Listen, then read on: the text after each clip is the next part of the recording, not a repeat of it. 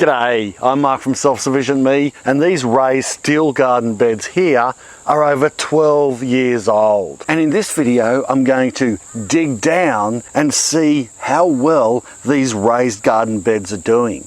Are they getting rusty? Are they falling apart? And also, I'm going to compare these raised beds to some other different metal raised beds to see if there are any differences and which ones are better. Let's get into it.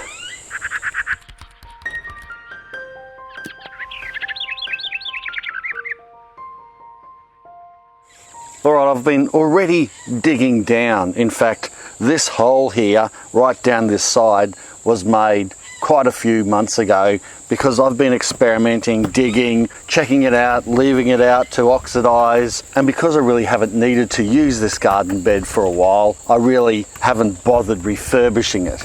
But I will after this video. I'll dig it all back in, we'll top it up, and you can see there's sweet potato starting to grow back in this bed, and that's what was in this bed before I started digging it up. I actually dug down a while back, and I'll dig down again, and then once I dug down this side, I gave it a wash off just to make sure that I could see if there was anything developing on the insides of these beds. So these beds here, if you follow my videos, you'd know who makes them and where they're from. But if you don't, these are a Birdies garden bed, which is named after the business owner who started this metal raised gardening bed business many years ago now. The steel fabric that these beds are made of is a coated alu zinc, which basically means it's a high quality metal that is coated on the outside as well as on the inside to protect it for as long as possible. Now, I'm not sponsored by Birdies at all, especially here in Australia. I don't have any codes or discounts or affiliation with Birdies raised garden beds, but they have given me product in the past. Not these ones, I bought these myself. These were our initial ones we bought back in 2009 or 2008, and we've been using them obviously ever since, and they've been a great asset to the garden, but nothing lasts forever. So I am keen to let you guys know what I've been finding with these beds, and also I should say that Birdies, of course, are always improving, and they have since improved the quality of these garden beds. And the other thing I should mention is that I do have an affiliate arrangement with Kevin from Epic Gardening. Yes, that epic, nice bloke Kevin. We have an arrangement, we help each other out. We've also did some collaborations together. The good news is Kevin does stock these Australian-made Birdies garden beds over in the US. So if you are considering getting some, there's links below with a code there that will give you 5% off your purchase price. Yeah, so feel free to do that if you're interested in getting some of these raised beds. But that's my full disclosure.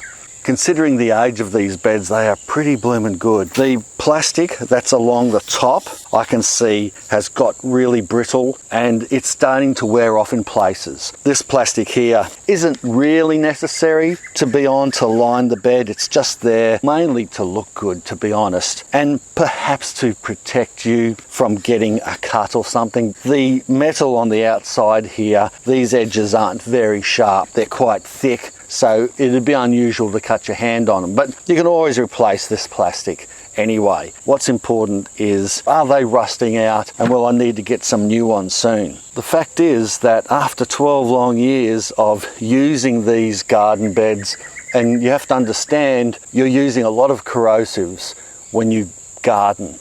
You're using fertilizers, you're using manures and ureas, and even compost and particles in the soil. They tend to be very corrosive on most materials, let alone metal. Then, of course, you've got the watering. It's not just rainfall, you've got constant top-up watering, and these garden beds are always moist and they're always getting extra water poured onto them, which is another thing that the metal has to withstand. And I think that is why it's extremely important, I'll cover this more later, that you do, if you're going to get a metal or steel raised garden bed, you want to get one that is good quality. So after all that time and after all these abrasives and corrosive substances that this steel bed has been holding in, I'm happy to say that there are no obvious signs of rust rotting through the bed that would cause me to either sort of have to bodge it up and fix it or throw them away and get some new ones. There are though some signs of the enamel on the inside here getting eaten away, and there are some spots where the enamel has been eaten away. It looks like there's a brown substance or a possible discoloration that could be rust formation. It's so minute and so thin that it's probably nothing to worry about. But I am pretty happy that apart from some normal wear and tear on the tape that goes around the top of the beds, and also there's plenty of dents from me running into it with the lawnmower or banging into it with garden tools, besides that,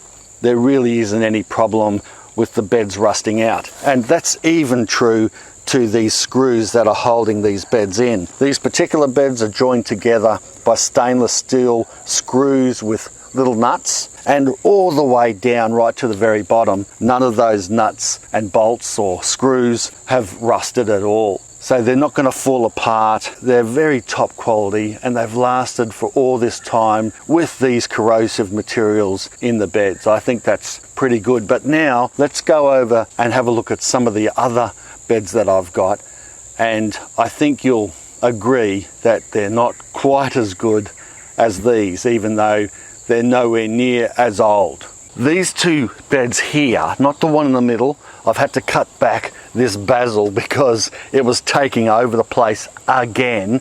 I've cut this back several times and it keeps coming back strong. But this one and this one here are the beds that I want to talk about. I put them together in 2015. Yeah, they've done a great job. But the disappointing thing is, if I bring you in closer, you'll see how they're starting to rust out. I should say before Simon Bird from Birdies Garden Bed gets upset with me, these are not Birdies Garden Beds, okay? I got them off eBay. They were relatively cheap, and that's why I got them, and I thought I'd test them out. That's this one and that one over there. This one here, this is a Birdies herb raised garden bed. It's about 3 or 4 years old. Yeah, it's showing no signs of any rust or even any blemishes really on the inside or outside. So forget about that. This one here from eBay, made in China of course.